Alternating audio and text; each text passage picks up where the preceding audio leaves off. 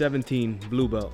How big of an accomplishment is that in your opinion? Huge. That's huge. For blue belt, is the first thing is get starting jiu-jitsu. Everyone says the hardest belt to get is white, and after that is blue, because I would say like 90% of people quit at white belt. Hi guys, so today is no-gi. So no-gi is jiu-jitsu but without grips, and right now in class we're working on some wrestling.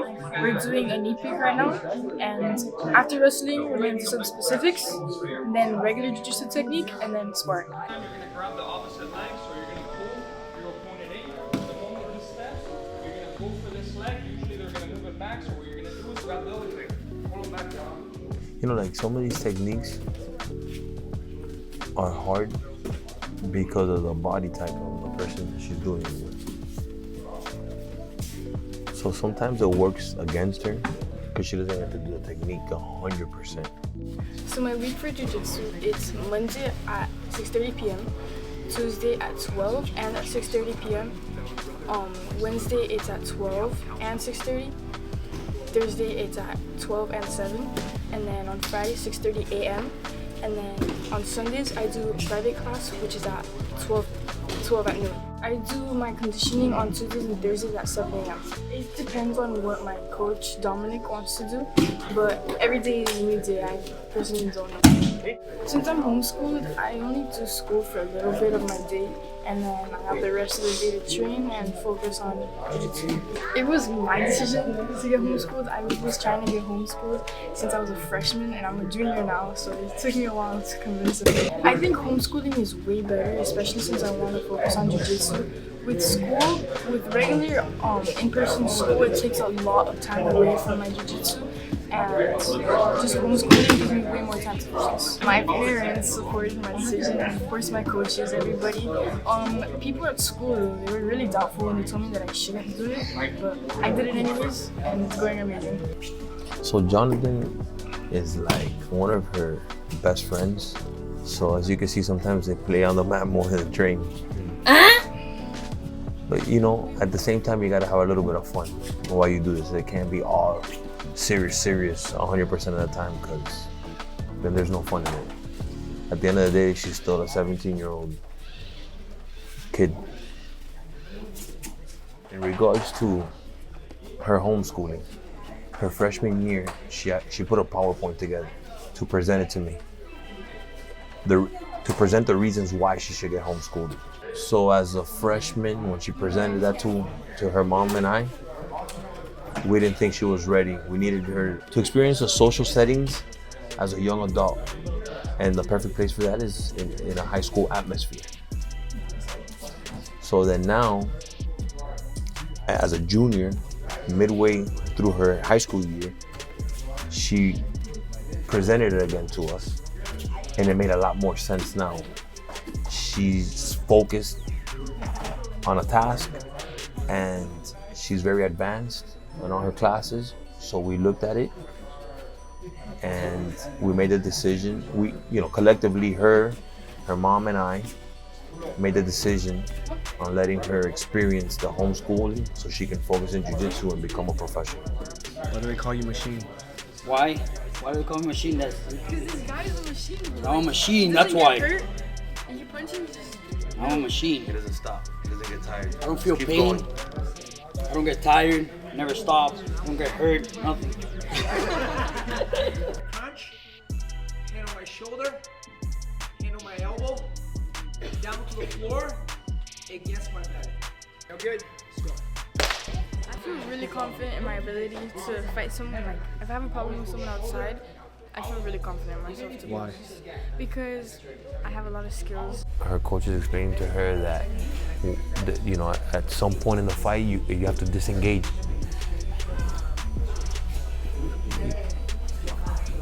Sebastian is one of her teammates, and he's always been very helpful through her journey.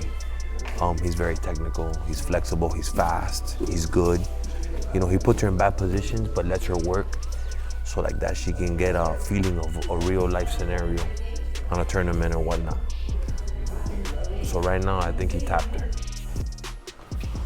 So right now, they started live sparring, so they're 5-minute rounds. and this is full-on sparring. She started off with Sebastian, which is a good training partner for her because he's also skilled and he's also aware of what he's doing and knowing that she weighs 125 pounds versus his weight and his strength. He's very experienced.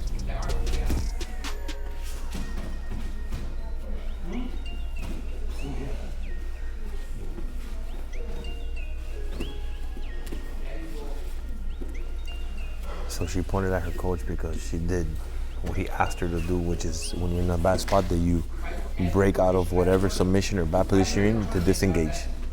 For every single position.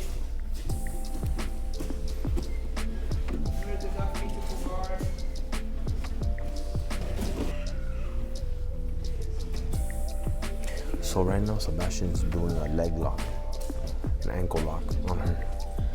And that's something that she needs to work on. Because as a blue belt, that's something that is allowed in tournaments, and it's common. It's common in no gi. So the professor just told Sebastian to go hard on her like if it was tournament weight.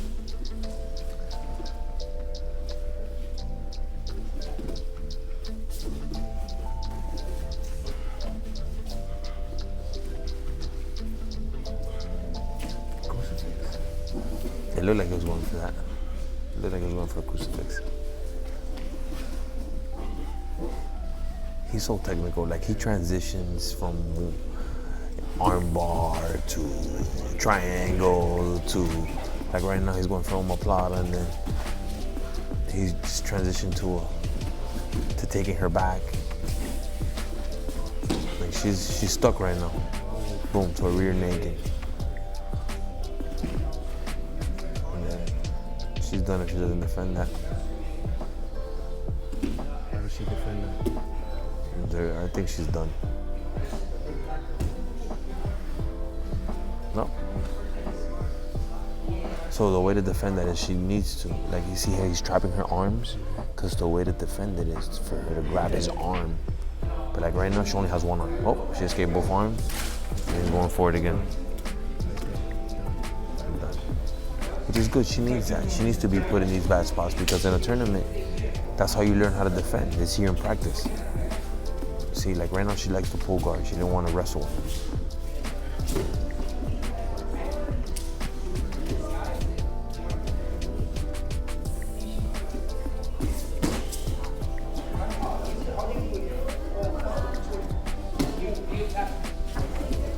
She's doing very well considering the fact that she's going with a grown man. What are his accolades? His belt, what have he accomplished? So I know he was a high school wrestler, and he's a blue belt here at Hillian Gracie Miami Lakes, and he's a competitor. He's won numerous gold medals as a white belt, as a blue belt.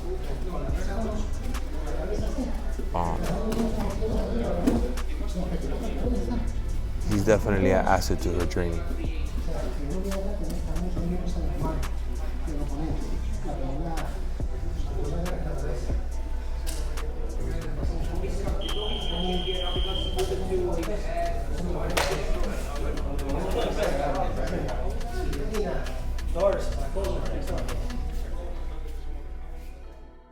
So now Professor Hector's going with Destiny. He kind of just told her that he wants her going a little bit harder, that he didn't see her going hard enough on her last roll, and that she needs to push.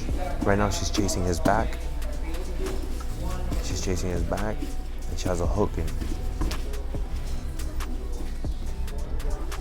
He's defending it well. He's not letting her have it.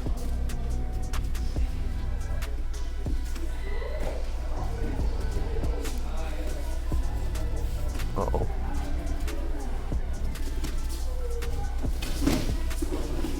He got out.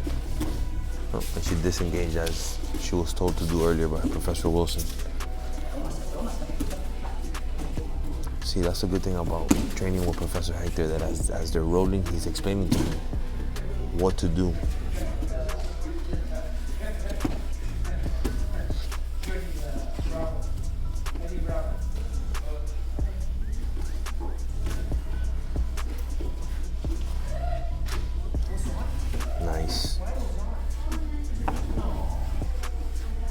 what she did was she was in the butterfly guard and she got a shoulder crunch and swept.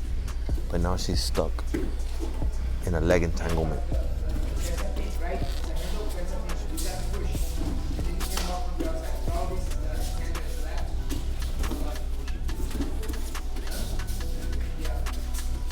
Nah, you should have slammed her.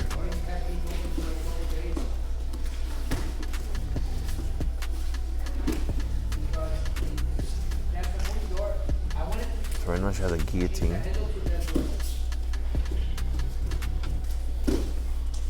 Her coach is defending it well.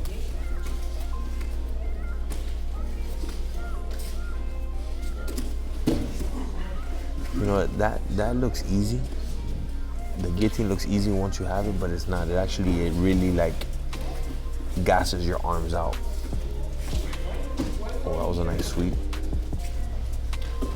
And then now she's going for a foot. A foot lock, which she went for it on her last tournament.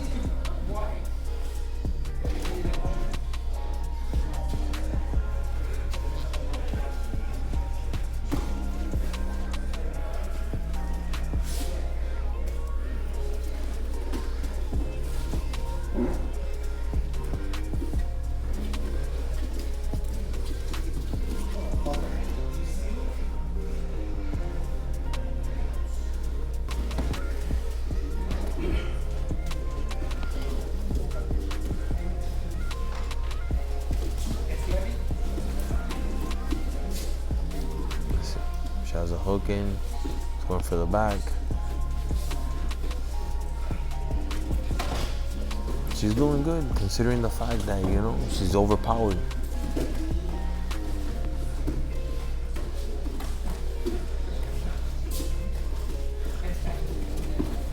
Nice.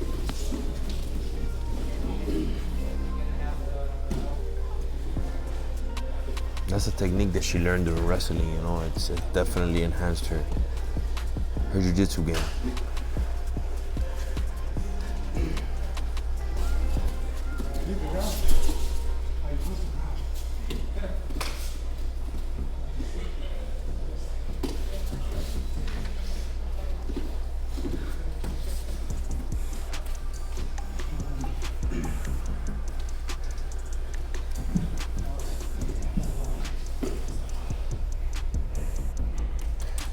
Oh, that was nice. That was a nice tap with 3 seconds left on the clock.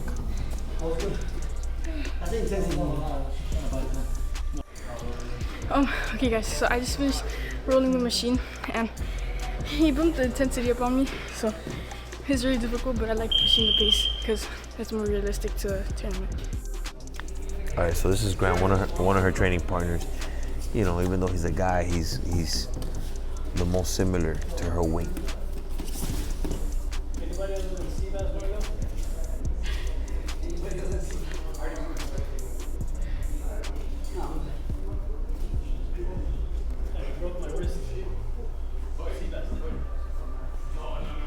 So right now she has him in a closed guard, but in a guillotine.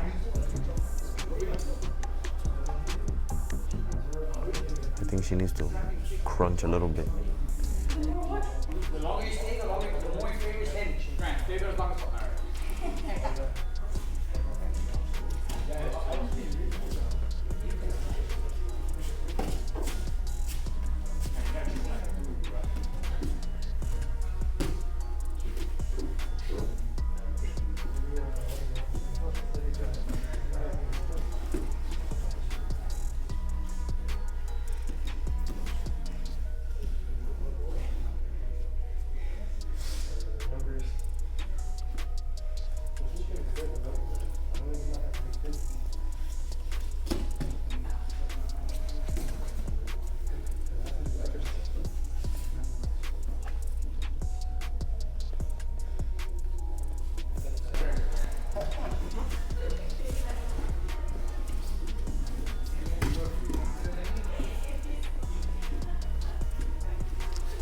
Looks like she has his right arm trapped.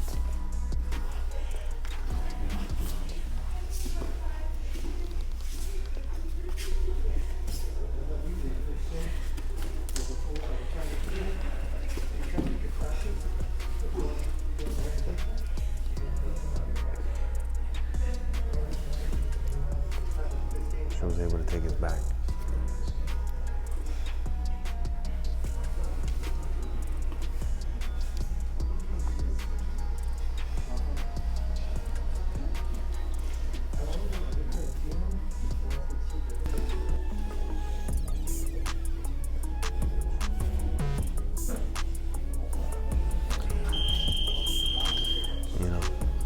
So that was the last row. It's been a long day for Des. She woke up at 6:30 in the morning, went into strength and conditioning with Dominic at Caution CrossFit. She did her noon training for gi and just, finished her no gi portion of her training of the day. Touch your leg, you sit down. This guy, you grabbed your leg, you went straight to sit down. Fighting, sprawl, hips down, kick back. That's 2 points. Everything else was great. Yes. Son numbers. She's 17, blue belt. How big of an accomplishment is that in your opinion? Huge. That's huge. For blue belt, it's the first thing is get starting jiu-jitsu. Everyone says the hardest belt to get is white, and after that is blue. Because I would say like 90% of people quit at white belt. So it's a lot of training, especially as a kid, as a girl, to transition from being a kid to an adult. For kid, teenager, adult, girls at that age want to start going out, partying, being with friends, doing stuff like that. So being in here, training, putting in the time, it's a huge accomplishment. So we're all very proud of it. What belt is that guy right there with no shirt? That's a killer, the most badass blue belt you're gonna find, right there. Future world champ. The best white belt on the planet. What's up?